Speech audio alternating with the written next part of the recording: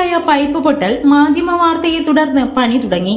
Aryanad water അതോറിറ്റിയുടെ കീഴിലുള്ള കോട്ടൂർ കാവടിമൂല ഭാഗത്ത് തുടർച്ചയായ പൈപ്പ് പൊട്ടൽ പരിഹരിക്കാൻ ബന്ധപ്പെട്ട ഉദ്യോഗസ്ഥരും കരാറുകാരും എത്തി പണി തുടങ്ങി.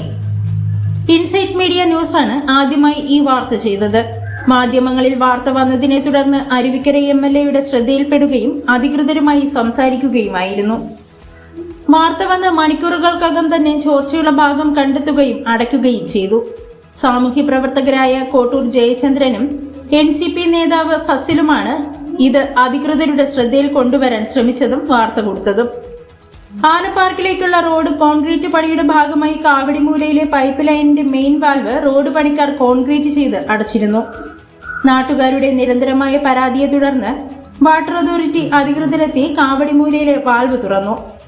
കാളിപ്പാറ ശുദ്ധജല പദ്ധതി പ്രകാരമാണ് വല്ലപ്പോഴും കോട്ടൂരിൽ വെള്ളം എത്തുന്നത്. കാളിപ്പാറ പദ്ധതി ആര്യനാട് സെക്ഷന്റെ കീഴിൽ വരുന്നതല്ലെന്നാണ് ആര്യനാട് സെക്ഷനിലെ ഉദ്യോഗസ്ഥർ പറയുന്നത്. നിങ്ങളുടെ പരിധിയിൽ വരുന്നതല്ലെങ്കിൽ ഉപയോഗിക്കാത്ത വെള്ളത്തിന് എന്തിന് ആര്യനാട് സെക്ഷനിൽ ബില്ല് നൽകുന്നുവെന്നാണ് ജനങ്ങൾ ചോദിക്കുന്നത്. പരുത്തിപ്പള്ളിയിലെ പമ്പ് ഹൗസ് ഉദ്ഘാടനം നീണ്ടുപോകുന്നതാണ് ഈ പ്രതിസന്ധിക്ക് കാരണം. ആഴ്ചയിൽ 2 ദിവസമെങ്കിലും കോട്ടൂരിൽ വെള്ളം എത്തിക്കണമെന്നതാണ് നാട്ടുകാരുടെ ആവശ്യം.